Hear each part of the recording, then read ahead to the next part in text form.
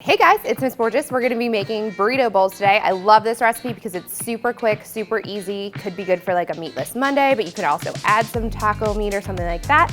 You can also add eggs. There's so many varieties of this. You can make it as spicy or not spicy as you want. This is totally make it your own. So I'm just gonna give you like a basic burrito bowl to make, and you can add whatever you want. So here we go.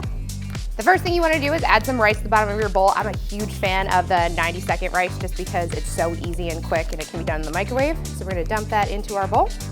The next thing we're going to add is some salsa. I'm a big fan of like a black bean and kind of corn salsa. Add some stuff to it there. All right, so we got our salsa on. We're gonna add our protein right now. I'm gonna use some black beans because I like this for like a good vegetarian kind of meal. I already drained and rinsed these so that they're nice and clean for us. Next thing we wanna add is some guacamole or avocado, something like that, a nice healthy fat to go on top.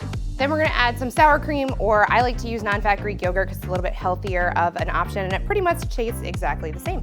Okay. And the last thing we want to add is some cheese, because who doesn't love cheese? And there we go. It's a quick 3-minute easy meal. And you can add some hot sauce. Like I said, you can add some ground beef, anything that you want to make this a little bit healthier and better. And the nice thing is, like, you can either feed this to your family or you can save some for lunch for the next day, pack it in little containers, and then it looks really pretty with the layers.